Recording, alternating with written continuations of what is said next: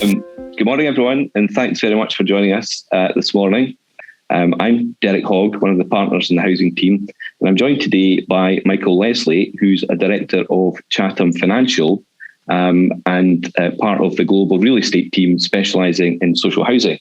So the purpose of the session this morning is really just to get Michael's take on a number of issues, both looking backwards and looking forwards, that are relevant to Scottish RSLs and their finances. Michael acts for a number of Scottish RSLs and also English registered providers, so has a very broad view of the market and current topics.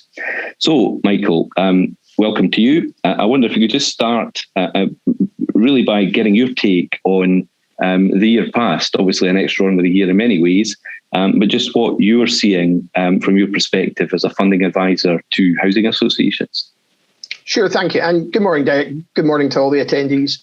I think, Derek, any review of 2020, as a funding advisor, one has to be quite conscious to separate the Treasury and funding aspects from the wider economic and political aspects, primarily driven by, obviously, COVID.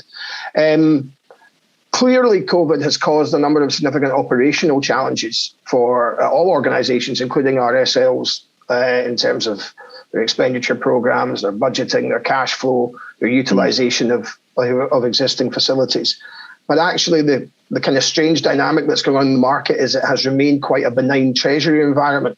And what we've actually seen is the housing association sector almost perceived as a safe haven in comparison to other real estate assets. And I know that some in the sector really don't like that comparison, but that is the way that lenders and investors increasingly view social housing, as a very specialised subclass of real estate lending. I think one of the fears that was emerging throughout the second half of 2020 was that the factors impacting other real estate asset classes, notably leisure, retail, commercial office space, might in some way have a kind of contagion effect into social housing. But if anything, the exact opposite has happened. What we've seen, as I said, is social housing almost regarded as a safe haven. It has attracted a wide group of investors into the kind of private placement and bond market. But equally, the banking market has remained particularly robust for RSLs across the period. And what you've actually seen is an environment of very low gilts or low interest rates, depending on which instrument your particular form of borrowing references, and competitive tender pressure amongst lenders and investors lead to really quite a favourable funding environment for RSLs, whereby pricing, term and other key commercial features of loan facilities have improved significantly across the period, in stark contrast to the kind of wider turmoil around us in the wider economy. Yeah, I would say that was our take as well in terms of doing the legal part of new funding exercises for clients. There was certainly a period when everything froze up immediately after the first lockdown, but then as clients, A, learned how to work themselves, usually remotely, B, looked after the priority interests of their tenants, but then C, suddenly thought, well, how do we try and get things back on track here? And part of that is funding. And I think they were quite pleasantly surprised to find that the way they were being perceived by prospective funders hadn't really been adversely impacted by the broader or wider environment, and that the problems being faced through the pandemic weren't impacting on the way they were perceived from a sort of credit perspective. No, and again, Derek, I think this really just brings back to the point I raised, that one has to be quite careful as a Treasury advisor to split between the operational and kind of wider economic issues of the pandemic and the Treasury ones, because I think that, as you've said, after the kind of initial 2 or 3 month panic period, if that's the kind of, as people kind of formulated their responses to the emerging trends of the pandemic, one of the things from a Treasury perspective that emerged was actually, and again, I fully appreciate the operational challenges, but from a Treasury perspective, one of the trends that emerged was that this isn't so much a 2020-21 issue as a 2021-22 and potentially 2022-23 issue, particularly in two areas. I would say the first is that of deferral of expenditure. capital expenditure programs, both maintenance and development, which were scheduled to take place in 2020. Obviously, for various reasons, construction closing down, access to properties, haven't been able to take place. And then I think the second reason is that it is one of kind of covenant compliance. So the knock-on effect of that is that what you've actually seen is most RSL business plans that we reviewed have actually outperformed in 2020. Now, that's an artificial outperformance because it's a reflection of broadly the same amount of cash inflow, because very few RSLs in Scotland are reliant on sales income, but greatly reduced cash outflow. But of course, the issue that we're starting to emerge in discussions with borrowers and lenders is that is going to have a knock-on effect in subsequent years as RSLs catch up on that deferred expenditure, if you want to look at it that way. And that does have implications, obviously, not only for internal budgeting and cash flows, but particularly for those organisations that are on an EBITDA MRI, interest cover covenant, where the timing, as opposed to just the quantum of capital expenditure, is critical. Mm-hmm. Yeah, again, we've been seeing some of that quite recently, where a number of clients are looking at amendment agreements or agreed waivers to avoid potential breaches of covenants down the line. And it all seems to be about the fact that they've had to defer a lot of capital expenditure. And that's now impacting into future years, as you say. And I suspect there'll be a few more of those sorts of scenarios to be worked through. What is your finding, Michael, if you're advising a client about that? Are the banks pretty understanding about why there may be a need to amend certain covenants, albeit for a couple of years? Yeah, and I think in this instance, actually, excuse me, I'm pretty pleased to report that this is an area where the banks really do deserve to be kind of commended. I think they have responded very well to the pandemic. In general, we have seen requests for amendments to financial covenants very favourably received by lenders. Typically, what that has entailed is the borrower preparing a schedule of that deferred expenditure, and then a schedule which reprofiles it and shows this is where we think we'll do the catch-up over the next 2 or 3 years. Occasionally, some lenders have included a wording to the effect that in subsequent years, those covenant certificates will have to be signed off by auditors, internal or external. All right. Okay. And I suppose there is a potential justification for that. That is reasonable. But yeah, I mean, I'm quite pleased to report that I think that in general, lenders have responded pretty well to that. There are a couple of related issues, as well as the actual expenditure itself. I suppose when COVID has to an extent masked the impact of Brexit, and this was already on RSL's horizon. So as opposed to just simply the shifting of the timing of the expenditure, there are, of course, now underlying questions around inflation coming back into the economy and whether or not adjustment actually has to be made for the cost of that expenditure itself. And equally, if there is going to be this big push into the market, people trying to catch up on capital and maintenance expenditure across all sectors, not just the social housing sector, what will that mean for where people haven't pre-agreed fixed price contracts? What will that mean for tendering? What will that mean for uplifts in contract value? So it's an opportunity really, I think, here for a borrower, a proactive borrower, to work in conjunction with their lender to say, not only is this about deferred expenditure, but it's actually about increased cost in certain areas as well. But as I said, pretty pleased to report that the lenders have generally received that fairly positively. Good, that's encouraging to hear. And certainly our experience suggests that that's the case as well in terms of supported lenders.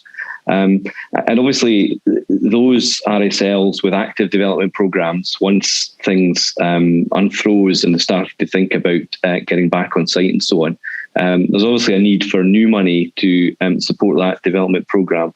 Have you found, in your experience, that lenders are keen to provide new money? And if so, is it on fairly competitive terms compared to what you might have expected previously?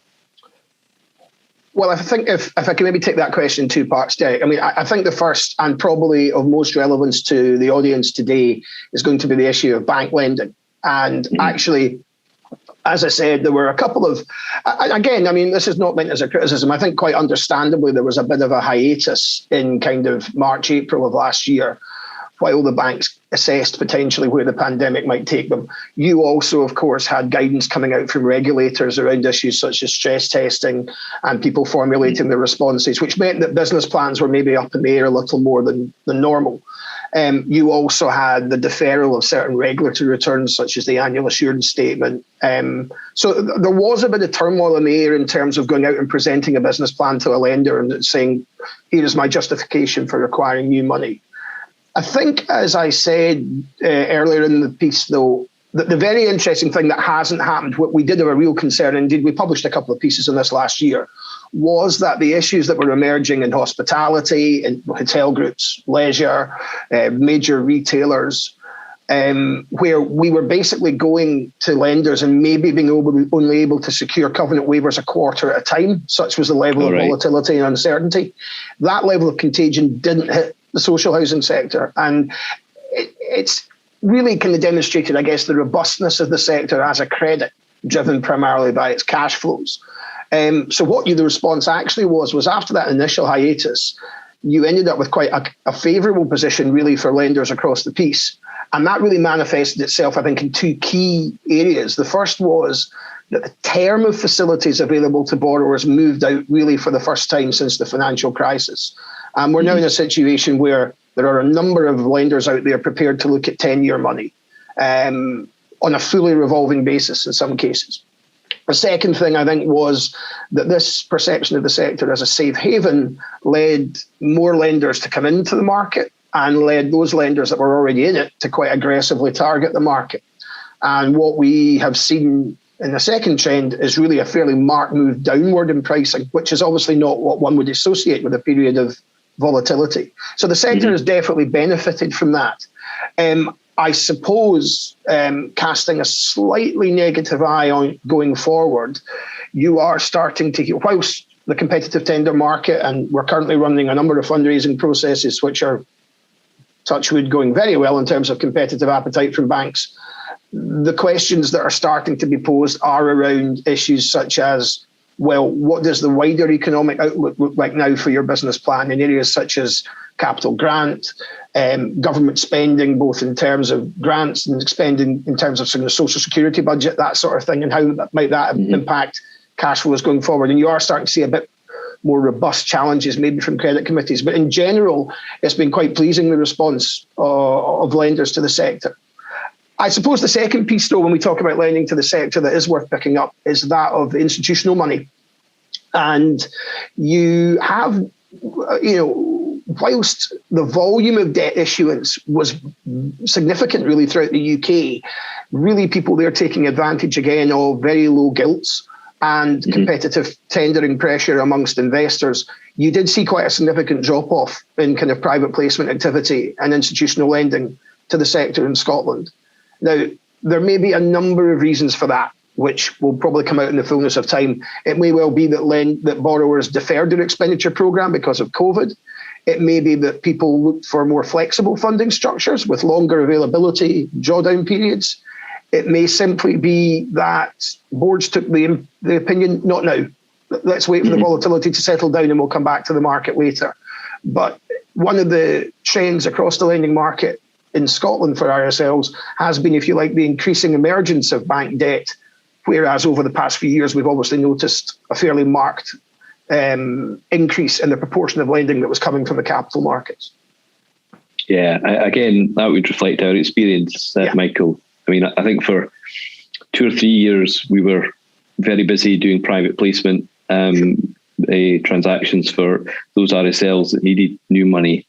And that has, other than doing second phases and so on, that were already there and structured, we haven't really been seeing too much new activity. And in terms of my sort of simplistic lawyer's brain, the great attraction of private placements always was that it was 30-year money at a competitive interest rate because the underlying Treasury gilt rate was so low. But it seems, though, that the banks have, or certainly we won't name names of banks, but one bank in particular just now, has quite, as you say, aggressively almost offered a new product that is now out to 25 years. Yeah. And again, because of the interest rate environment at competitive pricing. And if you fix for 25 years and take that lending, subject to it being part of a balanced portfolio, then you might well say, well, why do I need to look at the capital markets? I think that's true. I presume most of the audience know who we're talking about, but I won't name them either. But it is a very significant trend. It's something that we haven't really seen since legacy transfer facilities. The ability of UK high street banks effectively to look to 20, 25-year money, except for the very smallest of housing associations in kind of special circumstances where I know that market was always there. But on a large scale, it has been, quote unquote, a bit of a game changer. And we're certainly aware of and working on a number of assignments, which when you add up the notional amount of debt involved, is a pretty chunky percentage of the Scottish RSL annual funding stroke refinancing requirement, which is now, as you say, being done on long-dated banking products as opposed to being done through the private placement market. I also think that the other thing that changes a little bit with that is the ability of that product. And as I said, to be perfectly fair, other lenders as well, to either have a long-dated product plus a tranche of debt that is revolving for an extended period of time, or in the case of other lenders, being able to offer revolving periods or drawdown availability periods for a longer period of time than would have been available historically. Clearly, from a flexibility point of view, that has clear attractions. And I think if I take two lessons, let's keep it as simple as possible from 2020, 21 going forward, is that the sector really has seen a return to the importance of liquidity and flexibility. And I do still think that for the majority of borrowers looking to raise new debt for development, as you say, as opposed to refinancing existing indebtedness, there are still clear risk benefits and indeed at the minute pricing benefits in going with a revolving product with an extended availability as opposed to committing yourself to fixed rate debt, which you may not now need for some time compared to your original business planning assumptions. Yeah. And I guess that's where you can add a bit of value to help work out the optimum balance in terms of certainty and flexibility. Yeah, and I think that the other thing that's very much come back to the forefront, I think, of most boards that we speak to's mind in this regard over the past year has been stress testing and sensitivities, partly driven by the guidance that came out from the regulator at the start of last year, partly, I think, driven by boards' own desires to kind of say a lot more around the what-if scenarios here. This is what we were planning to do. We've had to tear that up, reforecast it. What does it look like if this doesn't happen? What does it look like if this does happen? And clearly, cash is king again, but equally liquidity and having flexibility, not just in terms, as I've said, of funding and availability, but equally flexibility in terms of what percentage of my capital expenditure program is quote unquote turn-offable, what's committed, what's uncommitted, and getting a much better understanding in terms of what does my treasury portfolio, my debt structure look like compared to my forecast capital commitments. We've seen a real shift in emphasis towards that over the course of the last 6 months. And frankly, given the level of uncertainty that's still really upon us as we enter a new financial year, I don't see that changing. I would still, as an advisor, be placing a premium on flexibility and liquidity over long-term debt. But if there is a product out there that's offering both, then clearly that's a very attractive compromise at the minute. Yeah, absolutely. And just harking back to what we heard yesterday from Ian Brennan, who was emphasising the need for stress testing and much more scenario planning. That can only be a good thing in terms of not just the finance director of the RSL going through this exercise, but actually, and sometimes with the assistance of advisors, making sure the board have a good understanding of the issues, so that they really buy into the strategy, whatever that is agreed. Yeah, and I think that positively, one of the things that we've been able to keep up in this new technological remote work from home environment is we have seen an increased interest in board training. And, I can understand that for many board members watching this, the thought of Treasury training in person is bad enough, let alone having to do over a Zoom call at 6 o'clock at night. But certainly across our client base, there has been a real interest in Zoom, in board Treasury training, and we have undertaken a number across Teams and Zooms where we've kind of gone through. And the advantage of that is, I think, you'd have to speak to an organisational psychologist, but I've certainly found, I think that board members over a Zoom call are more likely to ask a question rather than in front of everyone else in the room. So we've actually had fairly positive dialogues with a lot of boards who are very interested to see what this might all look like at the end of it, because it is coming back to this very strange situation where the news, the wider economic and political environment is bombarding us with uncertainty, quite rightly so. But from a purely interest rate and gilt level perspective and the ability to go out and raise debt, certainly relative to other sectors, but one could argue still relative to kind of recent history, it has still been a pretty benign environment for RSLs. It's not been a question of being able to get debt. It's more been a question of getting that risk register, understanding your financial risks, understanding the what ifs, as I've said, what's committed, what's uncommitted, what do our covenants look like. I also think, as an aside, and apologies to all the bankers listening, I do think this period it's an issue that we as a firm have been on about for some time now. I do think that this period has exposed the limitations of EBITDA MRI as a financial covenant.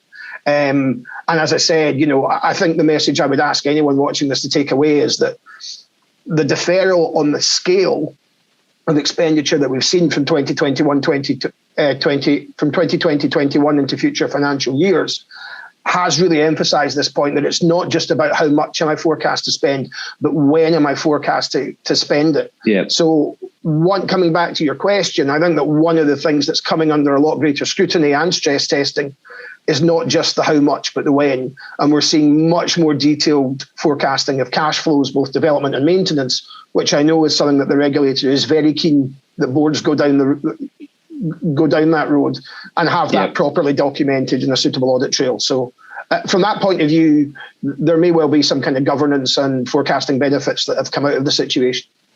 Mm-hmm. Mm-hmm. If we maybe move on to another subject, Michael, that is very relevant and topical just now, albeit not caused by the pandemic, and that is the imminent demise of LIBOR as an index interest rate, which will come to an end and cease to be quoted at the end of 2021, and is to be replaced by SONIA. And I wondered if you can maybe tell everyone what SONIA means for a start, but I wonder if you just, I know it's a topic almost in its own right, but just share your experience of what it means for borrowers who have LIBOR-based loans just now, and what they should be thinking about in terms of proactively preparing for the transition. Sure, absolutely. I think that I'm conscious, firstly, of the kind of time constraints that are upon us in this session. As you say, you could do a session in itself, really, but you're absolutely right. In response to perceived malpractice in the markets, really, during the financial crisis, the FCA, the Bank of England, interested parties have been exploring a replacement for LIBOR, which is obviously the London Interbank Offer Rate. And the preferred risk-free reference rate, as it's called, is SONIA, which is a sterling overnight index average rate. And what that means is effectively the major difference from LIBOR is that LIBOR is obviously a term rate quoted forward for various periods. And most of the audience here will have loan agreements that reference 3-month LIBOR. So what that means is you pay your interest quarterly, depending on where 3-month LIBOR is set at the start of the interest period. So one of the advantages of that scheme is that, for example, if your interest period ran in calendar quarters, you would know on the 1st of January what your interest bill was going to be on the 31st of March. And as you've quite rightly said, that is the standard risk-free reference rate that applies to the majority of loan documentation in the UK, not just social housing, and indeed way beyond the UK as well. In moving to SONIA, the major difference with SONIA is that it's an actual overnight rate. So as opposed to being an estimate of future interest rates that includes a risk premium, SONIA is yesterday's overnight rate, actual, reported today. Now, clearly that has a number of advantages in that it is an actual reported rate and therefore much less likely to be open to manipulation. But it does pose a couple of problems for borrowers around both the transition to that new rate and how it might operate in the future. As you've said, two key dates. The first is the 31st of December 2021, when LIBOR is scheduled to be discontinued. And the second is the 31st of March 2021, which is now only 4 weeks away from the date of recording, where most UK banks will no longer be able to offer new facilities on a LIBOR referencing basis. And I think that's quite significant because what we have seen to date is two strands emerging. And I think I would be doing a disservice if I wasn't honest about this. The first is there are a number of borrowers, not just RSL borrowers, out there saying, it's not really my problem. I'm going to sit back, cross my arms, let other institutions, borrowers and lenders have this debate, and I will simply sign up to the new arrangements in October and November when they happen.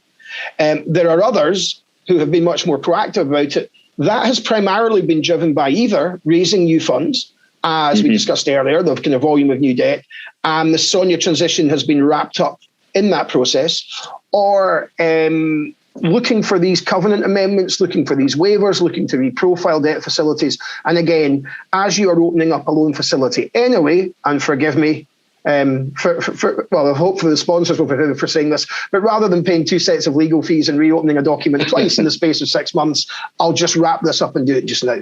So at the minute, the people that seem to be furthest down the line with this are those that are engaging, let's put it this way, in another borrower-driven treasury activity. And that's resulted in the SONIA language being adopted as well. As you've said, there is proactive stuff that a borrower can do. And really, we view SONIA transition in 3 stages. The first is pre-transition. And what we are recommending there to any borrower is to look at your existing loan documents and go to the section on fallback arrangements and see what your position is if LIBOR no longer is published or exists for any reason. What I think you'll find, and please seek legal advice on this matter, is that most of those clauses envisage LIBOR being temporarily unavailable as opposed to permanently discontinued, and are therefore not really deemed fit for purpose. The general conclusion that we've driven, and again, please do go and seek advice from your legal advisors on this matter, is that these are not fit for purpose for dealing with a permanent discontinuation of LIBOR. That then leads us on to what might that transition look like, the second phase. And really here, there are a couple of technical terms here which I'll skirt over very quickly. But in general, because SONIA is an actual overnight rate and doesn't have a term or a risk premium priced into it, SONIA sets lower than LIBOR has done historically. As a result, for existing loan agreements that are referencing LIBOR and are going to move to SONIA, what you're finding is that your interest, which is currently calculated on the basis of LIBOR plus a margin, will move to SONIA plus what's referred to as a credit adjustment spread plus the margin. And how that credit adjustment spread is calculated and applied differs between banks, but very generally is largely dependent on whether you leave that transition to the cessation date when LIBOR no longer exists, or you proactively approach the borrower in what's a pre-cessation transition date. And that credit adjustment spread, depending on which methodology you use, if it's forward-looking, is in the region of about 8 basis points. Backward-looking, a 5-year median average of the difference between SONIA and LIBOR is setting at around 12 basis points. But borrowers should expect that to be written into their agreement. Just another couple of very high-level things that borrowers might want to consider at the point of transition. One is when to do it. And from an administration perspective, we are suggesting that the optimum time to do it is immediately at or following an interest payment date, so that one doesn't have the issue where I've got half my quarter being calculated on LIBOR and half my quarter being calculated on SONIA. It also takes away any risk of intra-period break costs, which are distinct from fixed rate break costs and are probably not for this call. And then I think the other thing that borrowers need to understand is how SONIA itself is calculated. And as I've said, it's an actual overnight rate. So to get the rate that you will pay for your interest quarter, SONIA needs to be compounded up for all those business days in the period. And the methodology that is emerging is that the compounding will start with a lag to your actual interest period. So, for example, although your period in my early example began from the 1st of January and ended on the 31st of March, the clock, if you like, will start ticking on SONIA rates 5 business days before the period starts and end 5 business days before the period ends. And therefore, by the time your interest falls due, the bank is able to say your interest period for the quarter is X. Obviously, that's got some minor budgeting inconvenience because the borrower won't know in advance what their interest bill is for the quarter. But that really is only the effective way to compound up an actual overnight interest rate. But as you've said, Derek, this is coming, and it has been coming for some time now. And if you as a borrower haven't proactively contacted your bank, what we are now seeing is banks now starting to instigate these discussions with borrowers. And you should expect really to have to enter into these discussions over the course of the next quarter.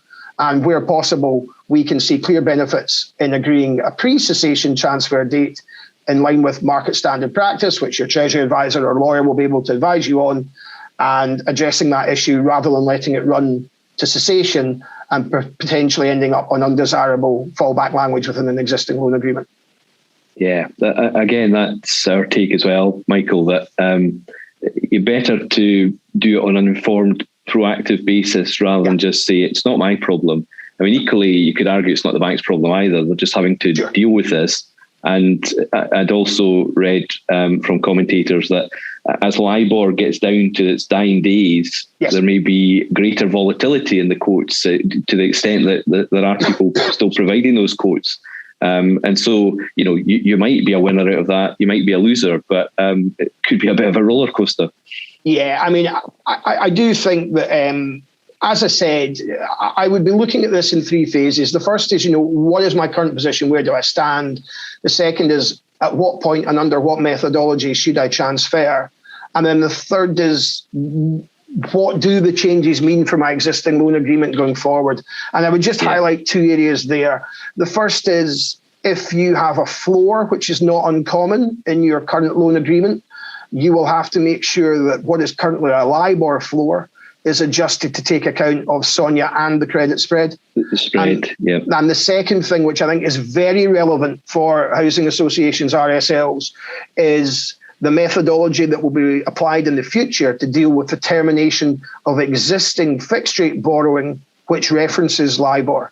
And one will have to have some certainty that, because this is a quirk of the social housing sector whereby fixed rate interest rate hedging is dominant in the form of embedded swaps, embedded derivatives, and it tends to be a lot longer dated than you would maybe find in other sectors, and because of the nature of the underlying facilities. So, what we're quite concerned about is a situation where everyone agrees the language now, but you still, for example, have 10 years left to run on a fixed rate loan, and in 8 years' time, when everyone who's involved in the loan agreement has moved on to other things, that instrument has to be terminated, and it's not clear what the methodology will be for terminating that interest rate at a point in the future. So there are a couple. I don't think LIBOR transition necessarily ends with LIBOR. I think borrowers have to be aware of all the risks involved and make sure that they are squared away. Yeah, as you say, you could be 10 years hence and find that the issue of LIBOR to SONIA switching suddenly becomes real for you in terms of breakage costs or whatever. Yeah. And finally, I think there's a small matter emerging in the market at present whereby a couple of the major lenders to the sector are still not in a position whereby they can offer that embedded fixed rate borrowing on a SONIA basis. Now, in one instance, that is an operational decision that the lender is working on and hopes to be able to resolve in short order.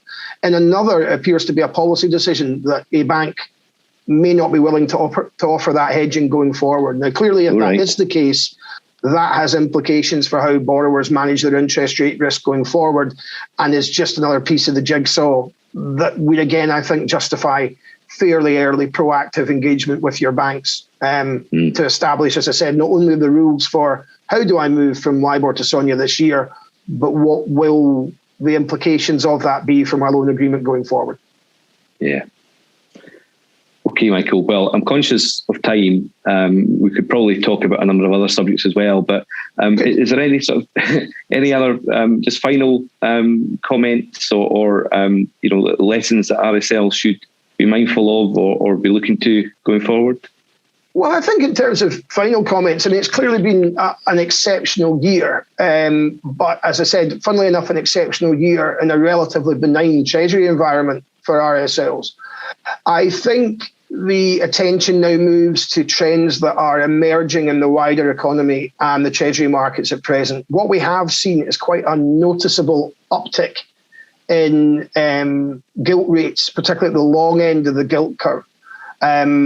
We have also seen the re-emergence of inflation in some raw materials and commodity markets. And obviously there is underlying issues such as Brexit and potentially restriction on supply due to COVID that might come into play there. So I think there are a few kind of macro factors that are coming into play.